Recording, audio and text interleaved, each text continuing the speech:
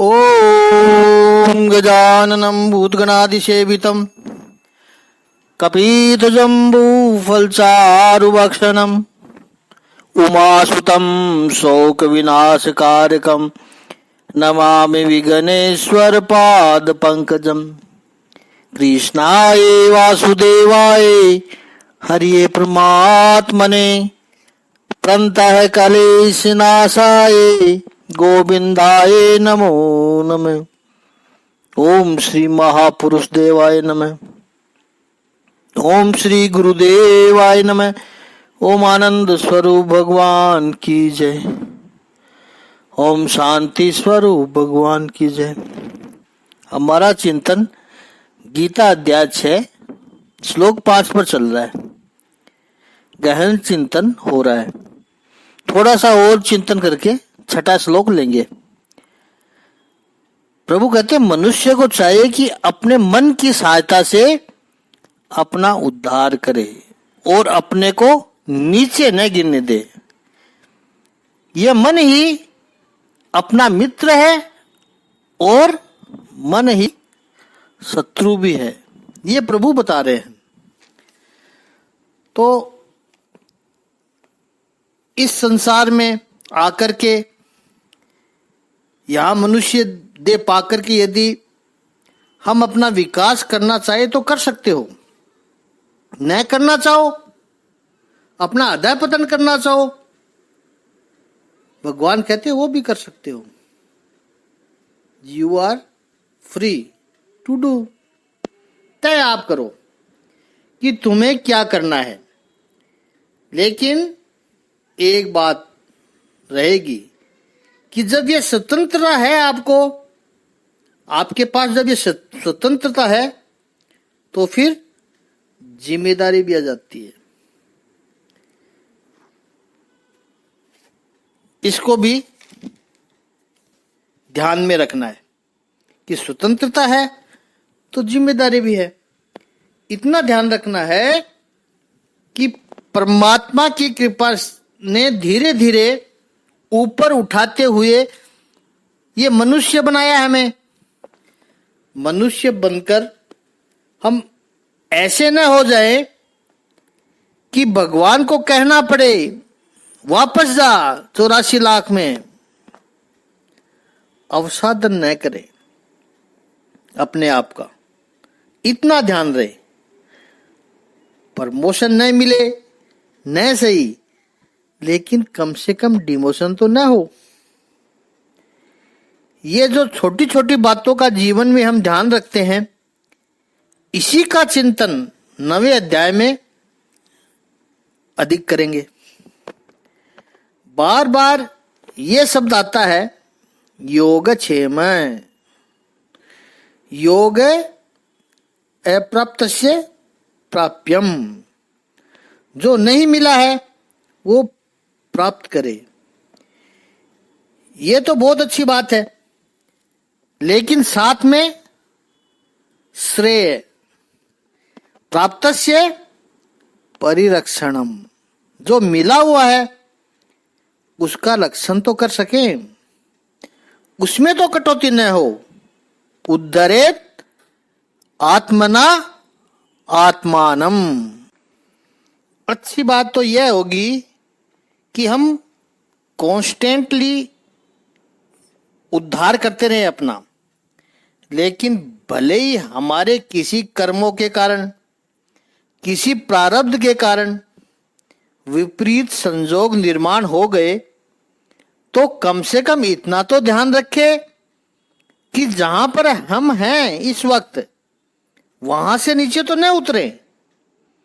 नहीं तो कई लोग क्या करते हैं कि जब गलत मार्ग पर जाते हैं, व्यसनों के राह पर जाते हैं, तो अपनी अधोगति कर लेते हैं। फिर कहते हैं परिस्थिति ऐसी हो गई। मित्रों के साथ व्यसन करने बैठ गए। क्यों बैठे आप? घर में बहुत टेंशन थी। घर में टेंशन थी तो क्यों अपना अवसाद कर रहा है? नीचे मत उतर। संभव है परिवार में कलह होगा तो तुम वहां बैठ करके भगवान का स्मरण नहीं कर सकते, और अगर कर सको तो अति उत्तम। इतनी स्थिरता आदि आ जाए तो ये तो बहुत अच्छी बात है। लेकिन ऐसी स्थिरता नहीं है, कोई बात नहीं, लेकिन कम से कम हम नीचे तो न उतरें। हमारा अपने प्रति दायित्व है कि यदि हम अपने मित्र बनने का प्रयास करते हैं तो नो एक्सक्यूजेज, बहाना नहीं चलेगा, रिजल्ट दिखाना पड़ेगा। कहानियां करोगे तो 1000 बहाने मिल जाएंगे, कार्य में सफल हुए कि नहीं। भगवान श्री कृष्ण के इसी सिद्धांत को तीसरे अर्थ में कहें तो भगवान ने मानो कहा हो कि जो सक्षम है, जो समर्थ हैं, पॉजिटिव लोग हैं, उनके लिए भगवान ने एक आदर्श रखा है, उद्धरेत आत्मना आत्मानम। आप तो आगे बढ़ो, विकास करो अपना, और जो निर्बल है, नेगेटिव है, थके हुए हैं, उनके लिए एक मैसेज रखा है, न आत्मानव अवसादयेत। आप विकास नहीं कर सकते हैं, कोई बात नहीं, कम से कम नीचे तो मत गिरो, जहां हो वहां तो बने रहो। प्रभु का एक अर्थ और है, उद्धरेत आत्मना आत्मानम, कि ये लॉन्ग टर्म प्लानिंग है, लंबी प्लानिंग है, जन्म जन्मांतर की यात्रा है ये, कि शरीर छोड़ने से पहले मुझे प्रभु का साक्षात्कार करना है, प्रभु की अनुभूति करनी है। ये लॉन्ग टर्म प्लानिंग है, लेकिन साथ में शॉर्ट टर्म प्लानिंग तो यह है कि न आत्मानम अवसादयेत, कहीं फिसल न जाऊं। नहीं तो कई बार लोग सफल होने की जल्दबाजी में निसफल हो जाते हैं। इन्वेस्टमेंट में ऐसा ही ज्यादा होता है कि जल्दी जल्दी सफल हो जाऊं, जेब में 10,000 है, लाओ मैं जुए में लगा दूं, शेयर मार्केट में सट्टा कर लिया, हर्षद मेहता बन गए, डबल हो जाएंगे पैसे। मिलेंगे क्या? जो है वो भी चला जाएगा। तो सफल होने की इतनी भी जल्दबाजी तुम्हें न हो कि तुम निसफल हो जाओ। उद्धरेत आत्मना आत्मानम, ये लॉन्ग टर्म प्लानिंग है, न आत्मानम अवसादयेत, ये शॉर्ट टर्म कौशल है। ये ध्यान रखना है। और सभी क्षेत्र में ऐसा होता है। अध्यात्म के क्षेत्र में भी लोगों को बड़ी जल्दी होती है, फटाफट हो जाए बस। एक बाबा जी आए, वो कान में एक मंत्र फूंक देते हैं, काला धागा बांध देते हैं, दक्षिणा अच्छी दे दो बच्चे, बस उतनी अच्छी तुम्हारी मुक्ति हो जाएगी। मानो खड्डा खोद रहे हो अपने लिए। ऐसे मुक्तियां होती है क्या? नहीं होती है, इसमें मत फंसो। भगवत गीता मनुष्य के पुरुषार्थ का घोषणा पत्र है, मायूस का भिक्षा पात्र नहीं है। भ्रांतियां चारों ओर फैला रखी है इन्होंने। 5 नारियल चढ़ाने मात्र से मन की समस्त इच्छाएं पूर्ण कर देने वाले हनुमान जी का मंदिर यही है। इसी मंदिर की मान्यता है। बोर्ड लगा कर रखते हैं और बराबर में ही उस नारियल वाले की दुकान है। शायद उस नारियल वाले ने ही बोर्ड लगा रखा हो। इतने सस्ते बना दिए हमने अपने भगवानों को, मात्र 5 नारियल। अरे मन्नत आपकी उनको पूरी करनी पड़ेगी तो उनको 1 नारियल की भी जरूरत नहीं है। यदि आपकी प्रार्थना भगवान सुनना चाहते हैं तो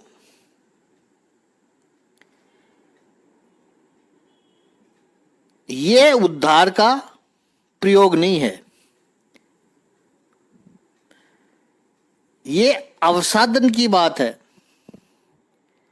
भगवत गीता पुरुषार्थ का घोषणा पत्र है। दूसरे व्यक्ति के कारण उद्धार करें तो तेजस्वी व्यक्ति को अपना अपमान लगता है। अगर कोई दूसरा के थ्रू उद्धार होता है तो अपने बलबूते पर कर लूंगा, मेरे पुरुषार्थ से मिलना चाहिए। मैं अपंग नहीं हूं कि वो क्रांचीज के साथ चलूं, बैसाखी का सहारा लूं। कड़क भाषा में कहें तो प्रभु कह रहे मैं मुर्दा नहीं हूं। ये सोचे कि मैं मुर्दा नहीं हूं कि किसी के कंधे पर चढ़कर जाऊं। मैं जीवंत व्यक्ति हूं, अपने पैरों से चढ़कर जाऊंगा परमात्मा के पास। उद्धरेत आत्मना आत्मानम न आत्मानम अवसादयेत। विकास हम स्वयं करेंगे। भक्त ने कहा ये मेरा हाथ भगवान है, बल्कि भगवान से भी श्रेष्ठ है। क्यों श्रेष्ठ है? क्योंकि इन हाथों से मैं सत्कर्म करता हूं, उससे मुझे परमात्मा की अनुभूति हुई। ये प्रभावी विचारधारा भगवान श्री कृष्ण दे रहे हैं, हमें पॉजिटिविटी दे रहे हैं। यही बात 6ठे श्लोक में भी प्रभु ने समझाई है। तो 6ठे अध्याय का 6ठा श्लोक का शाब्दिक अर्थ है जिसने मन को जीत लिया है उसके लिए मन सर्वश्रेष्ठ मित्र है, किंतु जो ऐसा नहीं कर पाया उसके लिए मन सबसे बड़ा शत्रु बना रहेगा। बंधुरात्मात् मनस्तस्य येन आत्मा एव आत्मना जीतः। जिसने स्वयं से स्वयं को जीत लिया है वह स्वयं का ही मित्र है और अनात्मने आत्मा एव शत्रुत्वे शत्रुवत वर्तते हैं। आत्मना यानी जिसने स्वयं को स्वयं से नहीं जीता है वो व्यक्ति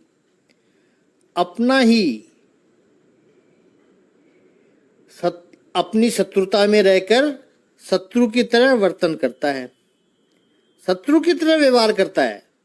जिसने अपनी आत्मा को जीत लिया स्वयं से मित्र की तरह व्यवहार करता है, और जिसने अपनी आत्मा को नहीं जीता वो अपने से शत्रु की तरह व्यवहार करता है।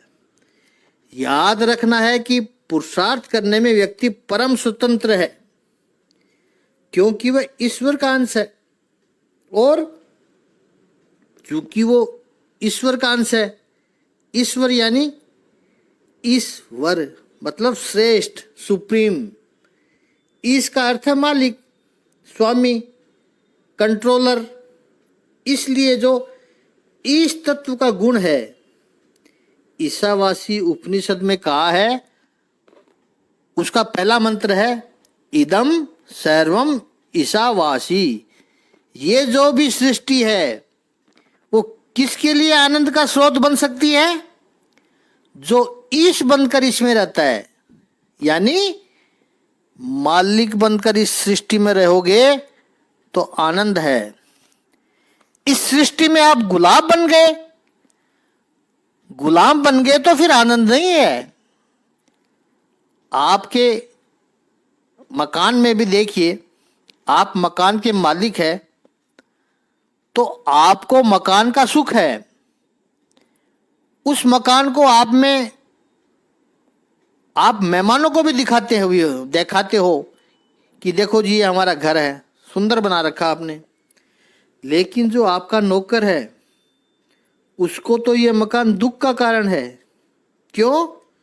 क्योंकि घर को साफ सुथरा रखना पड़ता है, सही साफ नहीं किया तो मालकिन डांटती है। मालिक के लिए मकान का सुख है, नौकर के लिए सुख नहीं है। इस सृष्टि में रहने का जो आनंद है वो मालिक को है, गुलाम को नहीं है। यदि आप इंद्रियों के मालिक बने तो आपको इस सृष्टि में आनंद आएगा, लेकिन इंद्रियों के गुलाम बन गए तो वही विषय आपके लिए दुख का कारण बन जाएंगे। हम ईश के अंश हैं, तो ईश का जो लक्षण है वो हमारे भीतर भी है। उन लक्षणों का सदुपयोग करके अपने इंद्रियों का, अपने विचारों का, अपने मन का और अपने प्राण का, और अब इंद्रियों में ज्ञानेंद्रिय और कर्मेंद्रिय ये सब आ गए हैं, सभी का मालिक बनके जो अपना उद्धार करता है वो अपना मित्र है। दुश्मन बनने का प्रयास करना नहीं पड़ता है। कंट्रोल नहीं किया तो अनकंट्रोल तो अपने आप हो जाते हैं। दुश्मन बनाना नहीं पड़ता है।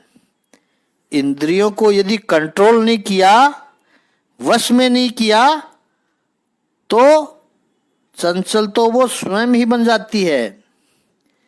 भगवान की भक्ति करने बैठे हो, पूजा करने बैठे हो, तो मन स्थिर करने का प्रयास यदि आपने नहीं किया, पुरुषार्थ तो मन को स्थिर करने में ही लगता है। जो भी पुरुषार्थ लगता है वो मन को स्थिर करने में लगता है। तो यदि स्थिर करने का प्रयास नहीं किया तो चंचल तो अपने आप बन जाता है। कोई मन को यह नहीं कहता है कि मैं माला लेकर बैठा हूं, तू घूमने चला जा, ये कहना नहीं पड़ता है। मन तू स्थिर हो जा, ये कहना पड़ता है। आंख को बंद रखने के लिए प्रयत्न करना पड़ता है कि नेत्र को मैं स्थिर रखूं। यदि आंख को बंद करने का, स्थिर करने का प्रयास नहीं किया तो इधर उधर तो वो अपने आप भाग जाएगी, देखने लग जाएगी। आपको कुछ नहीं करना पड़ता है। स्थिर बनना सिखाया जाता है, चंचल बनना सिखाने की आवश्यकता ही नहीं है। जो व्यक्ति अपने ऊपर कंट्रोल नहीं करता है वो स्वयं अपना दुश्मन बन ही जाता है। कैसे करें स्वयं के ऊपर कंट्रोल? दो रास्ते बताए हैं। एक है कामनाओं को उच्च करते जाइए, सबलिमेट योर डिजायर। कामनाओं को उदात्त बनाते जाए। कामना करना यह मनुष्य का स्वभाव है, लेकिन उनको उच्च करते जाइए, क्वालिटी उसकी बढ़ाते जाइए।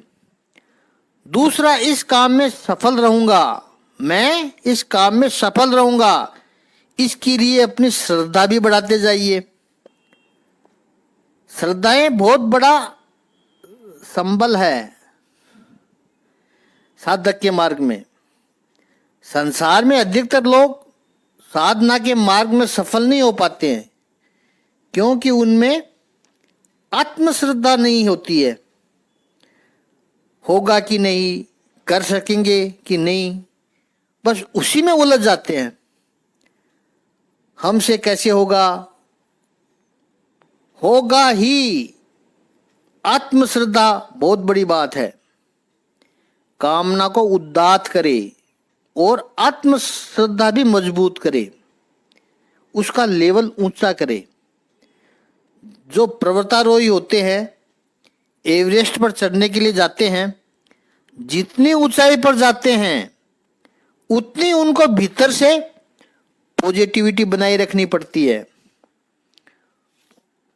कुछ नहीं है आसपास, केवल सफेद बर्फ की चादर, हड्डी को पिघला देने वाली ठंड, इतने विघ्न विपरीत हवाएं, एडवर्स वेदर, उसमें एक एक कदम रखते जाना, अंतिम खड़ी चढ़ाई, हिम्मत बढ़ाते जाते हैं, एक एक कदम चढ़ते जाते हैं, हो जाएगा। शुरुआत में तो बहुत लोग साथ में थे, धीरे धीरे ऊपर जाते हो तो साथी भी छूटने लगते हैं। कई लोगों की जिनकी श्रद्धा टूट गई वो वापस लौट जाते हैं।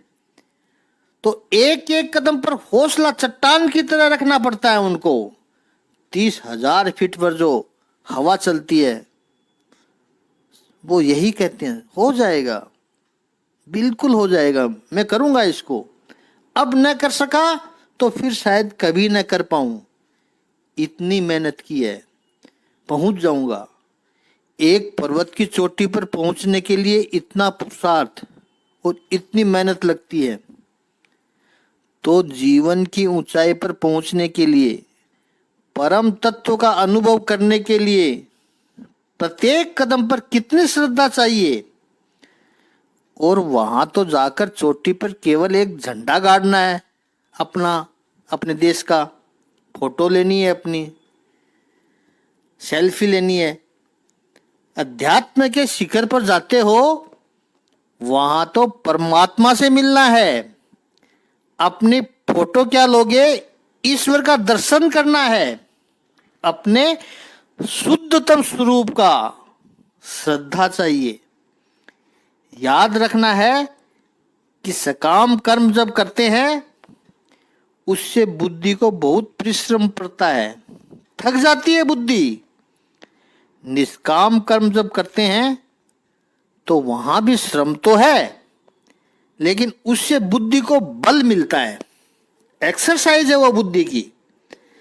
आप सकाम के लिए चले हो, सकाम कर्म करना है तो जा रहे हो, तब 2-2.5 किलोमीटर चलकर आप थक जाते हो, लेकिन सुबह 6 बजे मॉर्निंग वॉक करने निकले हो तो तब भी आप 2-2.5 किलोमीटर चलकर वो सांस फूलती है, लेकिन आप क्या समझते हो, ये तो मेरी एक्सरसाइज है, ये मुझे मजबूत बना रही है। सकाम कर्म बुद्धि को थका देता है, निष्काम कर्म बुद्धि को सक्षम बनाता है। और बुद्धि का दूसरा काम है निर्णय करना, डिसीजन मेकिंग। हमारे निर्णय स्थिर होने चाहिए, वो निर्णय स्थिर रह सके उसके लिए श्रद्धा होनी चाहिए। श्रद्धा 3 प्रकार की कही गई है। आत्मश्रद्धा यानी स्व पर श्रद्धा, दूसरी गुरु पर श्रद्धा, और तीसरी ईश्वर पर, परमात्मा पर श्रद्धा। मुझ में ये शक्ति है, वो पहली श्रद्धा है। खुद पर श्रद्धा, स्व पर श्रद्धा।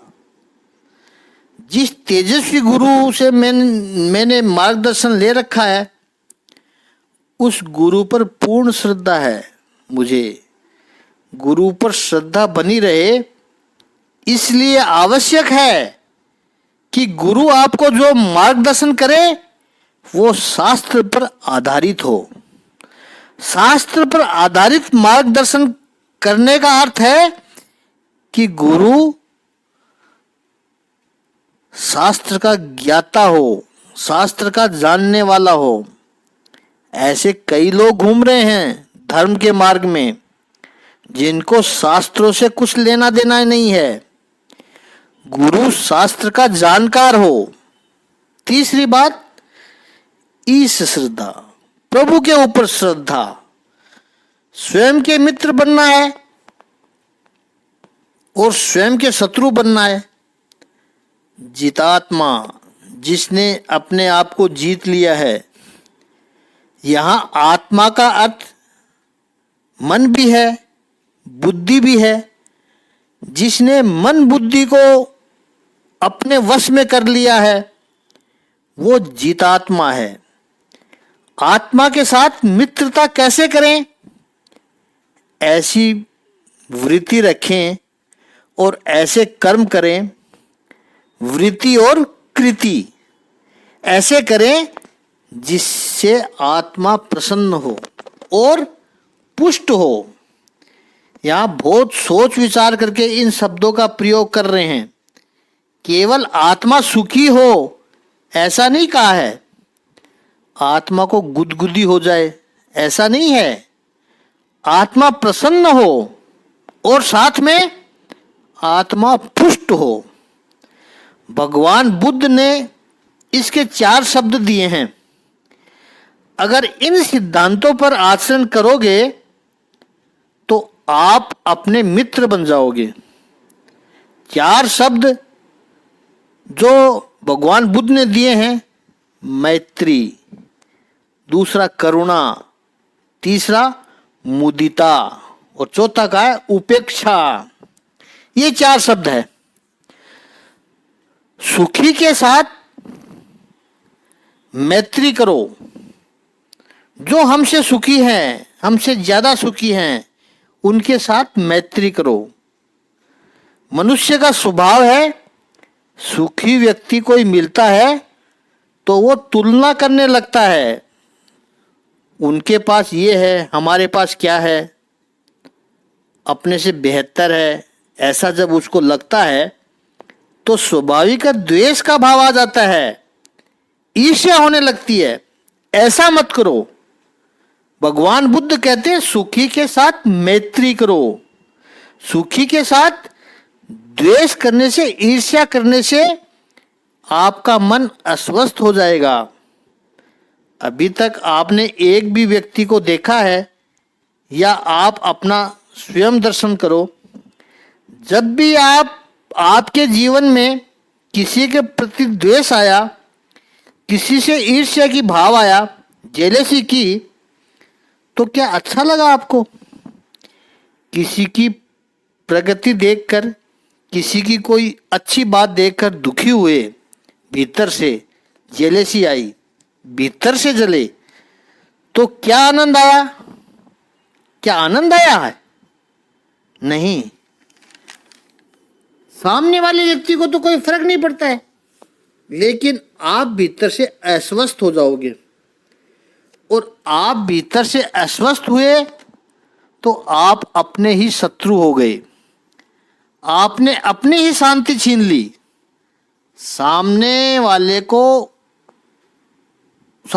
के ऊपर तो कोई फर्क नहीं पड़ने वाला। और ये ईर्ष्या का भाव तो ऐसा है कि इसको व्यक्त भी नहीं कर सकते हैं आप। कम से कम जिसके प्रति ईर्ष्या हो रही है उसके सामने आप व्यक्त नहीं कर सकते। और किसी के सामने कर दो वो अलग बात है।